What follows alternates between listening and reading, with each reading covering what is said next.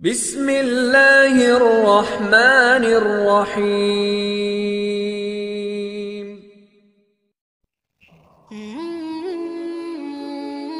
شان سیدنا صدیق اکبر رضی اللہ تعالی عنہ۔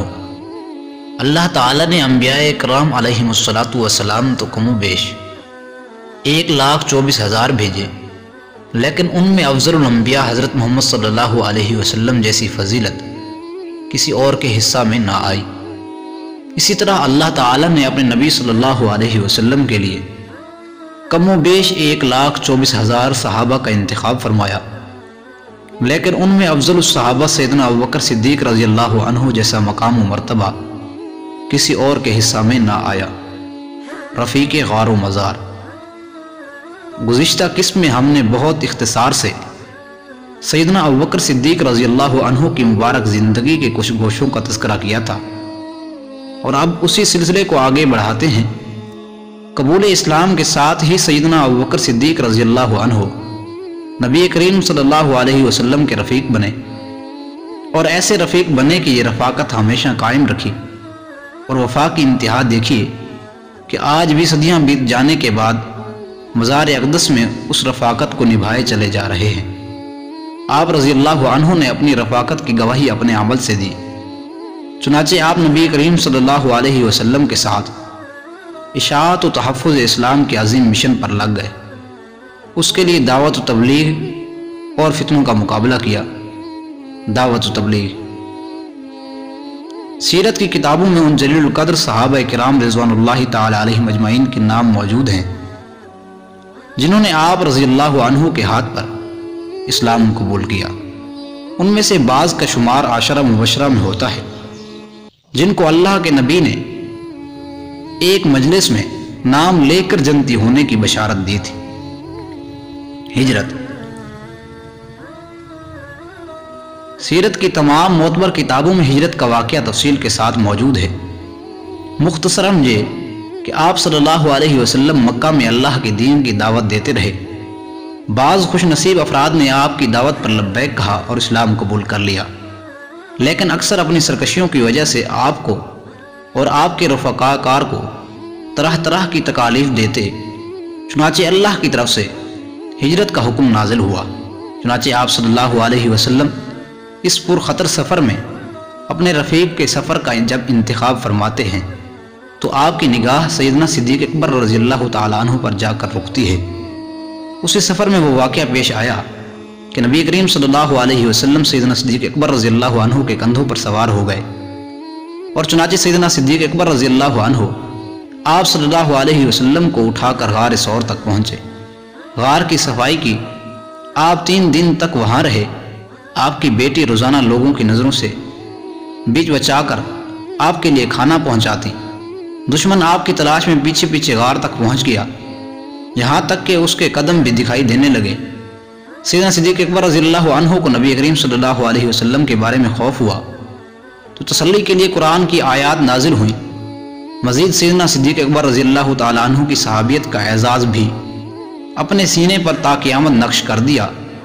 اس غار میں وہ سانپ کے ڈسنے والا واقعہ بھی پیش آیا، جس کے بعد نبی کریم صلی اللہ علیہ وسلم نے اپنا لعاب دہن سیدنا صدیق اکبر رضی اللہ عنہ کی ایڑی پر لگایا تھا۔ خلافت۔ سیرت حلبی کتب سیرت میں موجود ہے کہ امام محمد بن ادریس شافعی رحمہ اللہ فرماتے ہیں، تمام صحابہ کرام رضوان اللہ علیہم اجمعین نے حضرت ابوبکر صدیق رضی اللہ عنہ کی خلافت پر اس لیے اتفاق کر لیا تھا کہ آسمان کے نیچے ابوبکر سے بہتر اور کوئی شخص نہیں تھا۔ خلافت کا مفہوم۔ امام شاہ ولی اللہ محدث دہلوی رحمہ اللہ نے اپنی معروف کتاب ازالۃ الخفا میں خلافت کے مفہوم پر نہایت ہی عمدہ اور لطیف بحث کی ہے، جس کا خلاصہ یہ ہے، حضرت سرور عالم صلی اللہ علیہ وسلم کی رسالت عام تھی اور آپ تمام بنی نوع انسان کی ہدایت کے واسطے مبعوث ہوئے تھے۔ بعد بعثت آپ نے جن امور کا اہتمام کوشش بلیغ کے ساتھ فرمایا، تمام کوششوں کا مرجع اقامت دین تھی، علوم دین کا احیاء، قائم رکھنا اور رائج کرنا۔ علوم دین سے مراد ہے قرآن و سنت کی تعلیم اور واضح و نصیحت، ارکان اسلام، نماز، روزہ، حج وغیرہ کا قیام و استحکام، لشکر کا تقرر، غزوات کا اہتمام، مقدمات کا انفصال، قاضیوں کا تقرر، امر بالمعروف، عمدہ افعال و اوصاف کا حکم دینا اور ان کو رائج کرنا، اور نہی عن المنکر، بری باتوں کو روکنا اور ان کا انسداد کرنا، جو حکام نائب مقرر ہوں ان کی نگرانی کرنا کہ پابند حکم رہیں اور خلاف ورزی احکام نہ کریں۔ ان جملہ امور کا اہتمام رسول اللہ صلی اللہ علیہ وسلم نے یہ نفس نفیس فرمایا اور ان کے انصرام کے واسطے نائب بھی مقرر ہوئے۔ واضح و نصیحت فرمائی، صحابہ کو ممالک میں واضح و نصیحت کے واسطے بھیجا۔ جمعہ و عیدین و 5 وقتہ نماز کی امامت خود فرمائی۔ دوسرے مقامات کے واسطے امام مقرر کیے۔ وصول زکوٰۃ کے واسطے عامل معمور کیے۔ وصول شدہ اموال کو مصارف مقررہ میں صرف کیا۔ رؤیت ہلال کی شہادت آپ کے حضور میں پیش ہوتی اور بعد ثبوت روزہ رکھنے یا عید کرنے کا حکم صادر ہوتا۔ حج کا اہتمام بعض اوقات خود فرمایا، بعض اوقات نائب مقرر کیے، جس طرح 9 ہجری میں حضرت ابوبکر صدیق رضی اللہ عنہ کو امیر حج مقرر کر کے بھیجا۔ غزوات کی سپہ سالاری خود کی، نیز عمراء نائب سے یہ کام لیا گیا۔ مقدمات و معاملات کے فیصلے کیے گئے، قاضیوں کا تقرر عمل میں آیا۔ گویا خدائی احکامات کو نبوی منہج کے مطابق نافذ کرنے کا نام خلافت ہے۔ خلافت کے بعد ابتدائی خطبہ۔ امام ابن سعد نے طبقات اور امام ابن کثیر نے الہدایہ والنہایہ میں لکھا ہے کہ نبی کریم صلی اللہ علیہ وسلم کی تجہیز و تکفین اور تدفین سے فارغ ہونے کے بعد دوسرے دن سیدنا صدیق اکبر رضی اللہ عنہ کے ہاتھ پر بیعت عام ہوئی۔ اس موقع پر آپ رضی اللہ عنہ نے ایک شاندار فقید المثال خطبہ دیا۔ حمد و ثنا کے بعد فرمایا، لوگوں میں آپ لوگوں پر ولی منتخب کیا گیا ہوں، حالانکہ میں تم سے بہترین نہیں ہوں۔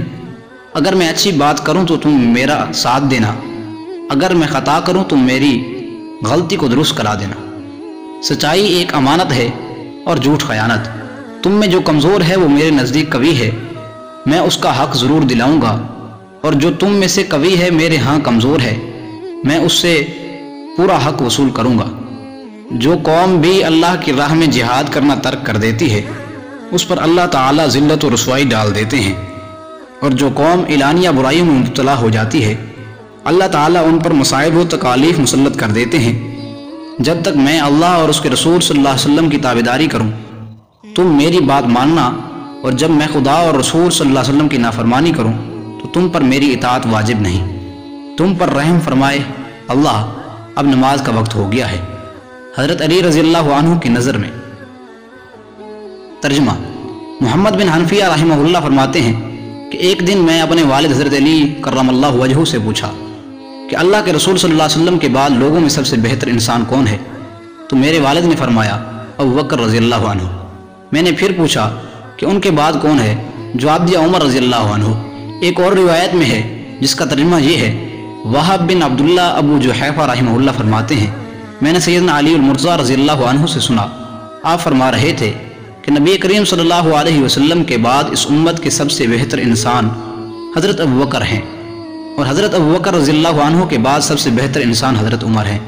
ایک اور روایت میں ہے جس کا ترجمہ یہ ہے کہ حضرت عبداللہ بن عباس رضی اللہ عنہما سے مروی ہے کہ میں ان لوگوں کے ساتھ کھڑا ہوا تھا جو عمر بن خطاب رضی اللہ عنہ کے لیے دعائیں کر رہے تھے۔ اس وقت آپ رضی اللہ عنہ کو جنازہ رکھا گیا تھا۔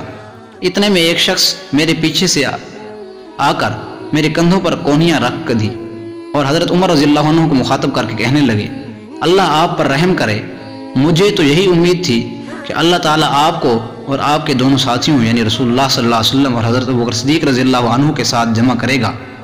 میں اکثر رسول اللہ صلی اللہ علیہ وسلم کو یوں فرماتے ہوئے سنا کرتا تھا کہ میں اور ابوبکر و عمر تھے، میں نے ابوبکر و عمر نے یہ کام کیا، میں اور ابوبکر و عمر گئے، اس لیے مجھے امید یہی تھی کہ اللہ تعالیٰ آپ کو انہی دونوں بزرگوں کے ساتھ رکھے گا۔ عبداللہ بن عباس رضی اللہ عنہما فرماتے ہیں کہ میں نے مڑ کر دیکھا تو حضرت علی المرتضیٰ رضی اللہ عنہ تھے۔ ریاستی ذمہ داریاں۔ تمام تاریخ نویسوں کا اس بات پر اتفاق ہے کہ حضرت سیدنا صدیق اکبر رضی اللہ عنہ نے خلیفہ منتخب ہونے کے بعد ریاستی ذمہ داریوں کو بخوب ہی نبھایا۔ امن و عاشتی، عدل و انصاف، خوشحالی و ترقی گھر گھر تک پہنچائیں، معیشت کو مستحکم کرنے کے لیے اقدامات کیے، اور مدینہ منورہ کے ریاستی انتظامات جیسے عہد نبوی میں چلے آ رہے تھے ان کو بحال رکھا۔ حفاظت ختم نبوت۔ سیدنا صدیق اکبر رضی اللہ عنہ کے بے شمار کارنامے ایسے ہیں جن پر دنیا رہتی دنیا تک ناز کرے گی۔ حالانکہ آپ صلی اللہ علیہ وسلم کی وفات کے بعد مختلف ایسے فتنے رونما ہوئے جو اسلام کو جڑ سے اکھاڑ پھینکنے کے لیے اپنی توانائیاں صرف کر رہے تھے۔ ان میں مدعیان نبوت کا فتنہ سر فہرست ہے۔ یمن میں اسود عنسی، یمامہ میں مسیلمہ کذاب، جزیرہ میں سجاح بنت حارث، بنو اسد و بنو طے میں طلیحہ اسدی نے نبوت کے دعوے داغ دیے۔ ختم نبوت کوئی معمولی مسئلہ نہ تھا کہ جس کے لیے مصلحت اختیار کر لی جاتی، بلکہ یہ تو اسلام کے اساسی و بنیادی عقائد میں شامل ہے۔ اس لیے اس فتنے کے خلاف سیدنا صدیق اکبر رضی اللہ تعالی عنہ نے اپنی تمام تر صلاحیتیں بروئے کار لائیں اور لشکر اسلامی کو بھیج کر ان کا قلعہ کما کیا۔ مانعین زکوٰۃ کی سرکوبی۔ فتنہ مانعین زکوٰۃ نے سر اٹھایا اور کہا کہ ہم سے زکوٰۃ وصول کرنے کا اختیار صرف رسول پاک صلی اللہ علیہ وسلم کو تھا، آپ کو نہیں ہے۔ آپ نے اس فتنے کا پوری قوت اور جمع مردی سے مقابلہ کیا اور برملا فرمایا کہ جو عہد نبوی میں زکوٰۃ دیتا تھا اور اب اگر اس کے حصے میں اونٹ کی ایک رسی بھی زکوٰۃ کی بنتی ہے وہ نہیں دیتا تو میں اسے قتال کروں گا۔ دشمنان اسلام کا قلعہ کما۔ اس کے بعد ہر سو کفار کی طرف سے جنگوں کی ابتدا ہوئی۔ عراق میں آپ نے سیدنا خالد بن ولید رضی اللہ تعالیٰ عنہ کے تحت لشکر روانہ کیا۔ عراق کے بہت سے مضافات آپ نے فتح کیے۔ خورنک، سدیر اور نجف کے لوگوں سے مقابلہ ہوا۔ بوازیج کلوازی کے باشندوں نے مغلوبانہ صلح کی۔ اہل انبار سے کامیاب مارکا لڑا گیا۔ عین التمر میں اسلام کو غلبہ ملا۔ دومت الجندل میں اہل اسلام کو کامیاب ہوئے۔ اس کے بعد حمید، فضیع اور فراز پر اسلامی لشکر فتح و نصرت کے پھریرے لہراتے گئے۔ لشکر صدیقی نے شام میں رومیوں کو ناکو چنے چبوائے۔ بحر ظلمات میں دوڑا دیے گھوڑے ہم نے۔ البدایہ والنہایہ میں ہے کہ حضرت اعلیٰ حضرمی رضی اللہ عنہ جب سیدنا ابوبکر صدیق رضی اللہ عنہ کے زمانے خلافت میں مرتدین کی سرکوبی کے لیے بحرین کی طرف روانہ ہوئے تو راستہ میں ایک دریا آیا۔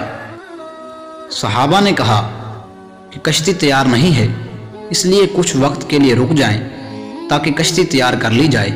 حضرت اعلیٰ رضی اللہ عنہ فرمانے لگے کہ خلیفۃ الرسول سیدنا ابوبکر صدیق کا حکم ہے وہاں جلدی پہنچنے کا، اس میں رک کر انتظار نہیں کر سکتا، اور یہ کہہ کر دعا کی، اے اللہ، آپ نے جس طرح اپنے نبی حضرت موسیٰ علیہ السلام کی برکت سے بنی اسرائیل کو بغیر کشتیوں کے دریا پار کرایا، اسی طرح آج ہم کو ہمارے نبی حضرت محمد صلی اللہ علیہ وسلم کی برکت سے بغیر کشتیوں کے دریا پار کرا دے۔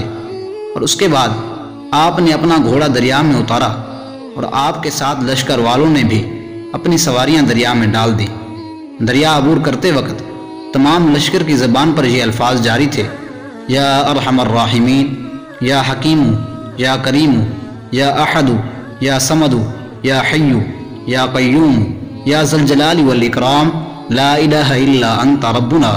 حضرت اعلیٰ اور آپ کا لشکر اس دریا پر ایسے چل رہے تھے جیسے کوئی زمین پر سہولت کے ساتھ چلتا ہے۔ دریا کا پانی ان کے جانوروں کے گھٹنوں تک بھی نہ پہنچا تھا۔ جب پورا لشکر دریا کے دوسرے کنارے لگ گیا تو سارا سامان وغیرہ جوں کا توں باقی تھا، کوئی چیز گم نہ ہوئی تھی۔ سچ کہا جس نے بھی کہا، دشت تو دشت ہیں، دریا بھی نہ چھوڑے ہم نے، بحر ظلمات میں گھوڑے دوڑا دیے ہم نے۔ جمع تدوین قرآن۔ جمع قرآن کی خدمت بھی آپ کے مبارک دور کی یادگار ہے۔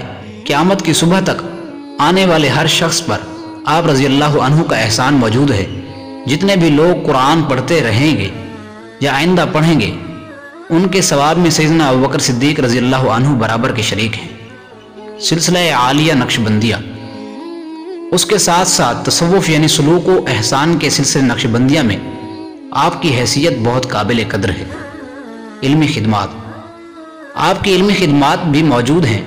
چنانچہ ایک قول کے مطابق 142 حدیثیں بر وقت بروایت حضرت ابوبکر صدیق مروی ہیں، جن کو امام جلال الدین سیوطی نے تاریخ الخلفاء میں ایک جگہ جمع کر دیا ہے۔ امت کو فقہی معاملات میں جو مشکلات درپیش تھیں، آپ نے ان کا حل تجویز کیا۔ مثلا میراث جدہ یعنی کہ دادی، میراث جد دادا، تفسیر کلالہ، حد شرب خمر، شراب پینے کی سزا وغیرہ۔ وفات، بالآخر وہ وعدہ وفا ہونے کا وقت آ پہنچا، ہر ذی روح موت کا پیالہ ضرور پیے گا۔ چنانچہ رسول اللہ صلی اللہ علیہ وسلم کا یہ پہلا جانثار، وہ وفادار صحابی اور پہلا خلیفہ 13 ہجری جمادی الثانی کے 7ویں دن بیمار ہوئے اور 15 دن علیل رہ کر 22 جمادی الثانی مغرب اور عشاء کے درمیان فراق یار کے خیر بات کہہ کر وصال یار کے لیے عازم سفر ہوئے۔ انا للہ و انا الیہ راجعون۔ وصیت اور تدفین، الشریعہ میں امام آجری رحمہ اللہ نے نقل کیا ہے کہ حضرت سیدنا ابوبکر صدیق رضی اللہ عنہ نے وصیت کی تھی کہ جب میں فوت ہو جاؤں تو مجھے روضہ رسول صلی اللہ علیہ وسلم کے سامنے رکھ دینا اور عرض کرنا کہ آپ کا غلام آیا ہے، اگر اجازت مل جائے تو وہاں دفن کرنا، ورنہ مجھے عام مسلمانوں کے قبرستان میں دفن کر دینا۔ تفسیر کبیر میں امام رازی رحمہ اللہ نے لکھا ہے کہ وصیت کے مطابق آپ کی میت کو روضہ رسول صلی اللہ علیہ وسلم کے سامنے رکھا گیا اور یوں عرض کیا گیا، یا رسول اللہ صلی اللہ علیہ وسلم، آپ کا غلام ابوبکر سامنے حاضر ہے۔ چنانچہ قبر مبارک سے آواز آئی، محب کو محبوب تک پہنچا دو۔ چنانچہ آپ کو روضہ رسول صلی اللہ علیہ وسلم میں ہی دفن کیا گیا۔ تمت بالخیر۔ اللہ تعالی ہمیں سیدنا ابوبکر صدیق رضی اللہ عنہ کے سے سچی محبت عطا فرمائے اور ان کے نقش قدم پر چلنے کی توفیق عطا فرمائے۔ آمین بجاہ نبی الکریم صلی اللہ علیہ وسلم۔